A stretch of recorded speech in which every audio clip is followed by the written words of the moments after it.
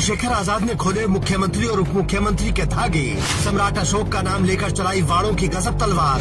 Deputy CM का नाम लेकर बोले भागने की जगह नहीं मिलेगी। चंद्रशेखर आजाद ने सीतापुर में वो कर दिखाया जिसकी हिम्मत विपक्ष का कोई दूसरा नेता नहीं करता। सम्राट अशोक का मान और बहुजन नायकों के सम्मान पर जब आंच आई तो चंद्रशेखर आजाद का गुस्सा 7वें आसमान पर पहुंच गया। एक तरफ जून में चिलचिलाती धूप की गर्मी और दूसरी तरफ चंद्रशेखर आजाद के तेवर, इन दोनों ने मिलकर सीतापुर से लखनऊ हिला कर रख दिया। क्योंकि मुख्यमंत्री और उप मुख्यमंत्री का नाम लेकर कोई इतना सीधा हमला करने की हिम्मत नहीं करता। अगर मुख्यमंत्री को बुला लेते तो शायद कोई बात ना होती। भाजपा के मुख्यमंत्री को बुला लेते तो शायद कोई बात ना होती। लेकिन इन्होंने बहुजन समाज के एक बेटे को उसका उद्घाटन करने के लिए जब बुलाने का काम किया तो पूरी सरकार को बुरा लग गया। एक तो बहुजन समाज के प्रतीकों का गेट महापुरुषों का और ऊपर से उद्घाटन करने वाला इनके बीच का इनका भाई, इनका बेटा, इनके लिए डरने वाला चंद्रशेखर आजाद। तो इन्होंने ये गेट ढक दिया।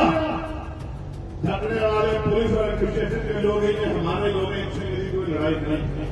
मैं तो पुलिस के लिए सबसे ज्यादा डरता हूँ। ये तो बताओ, दरअसल सीतापुर में चंद्रशेखर आजाद को सम्राट अशोक के नाम पर बने गेट का उद्घाटन करने के लिए बुलाया गया था। लेकिन जैसे ही ये खबर सरकार को लगी तो रातों रात गेट को ढक दिया गया। कहा गया कि ये गेट गैर कानूनी है, जबकि गेट बनाने वाले अंबिका प्रसाद मौर्य ने प्रशासन से अनुमति लेकर ही गेट का निर्माण कराया था। लेकिन बाद में प्रशासन ने उसे गैर कानूनी बताया और लेखपाल को सस्पेंड कर दिया। लेकिन पर्दे के पीछे एक और कहानी चल रही है कि मौर्य समाज में चंद्रशेखर आजाद की बढ़ती स्वीकार से सरकार के एक बड़े मंत्री को बहुत दिक्कत हो रही है। इसीलिए ये एक्शन लिया गया है। जिसके बाद चंद्रशेखर आजाद ने बड़े साफ शब्दों में कहा कि हम अपने महापुरुषों का अपमान नहीं सहेंगे। कोई हमारी आंखों के सामने सम्राट अशोक के गेट को ढकेगा और हम देखते रहेंगे, ये नहीं होगा। सरकार हमारे महापुरुषों का अपमान करने का प्रयास करेगी, उस सरकार की कुर्सी को तोड़ देंगे हम लोग। मेरी बात को आप याद रखें। और सिर्फ तोड़ेंगे नहीं, उस कुर्सी को इतना गिरा देंगे कि उस कुर्सी की ऊंचाई हमारे घुटनों के बराबर नहीं होगी। बहुजन समाज के लोग देखो, बाबा साहब अम्बेडकर ने कहा था कि आदमी भूखा रह सकता है लेकिन अपमानित होकर नहीं रह सकता।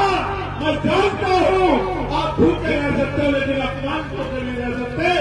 जो आपके सम्मान के साथ खिलवाड़ करने का काम किया गया है, मेरे लोग इसका चुन चुन के हिसाब करेंगे। संवैधानिक तरीके से भूलेंगे नहीं। इस अपमान को भूल जाओगे क्या? जोर से बताओ, भूल जाओगे क्या?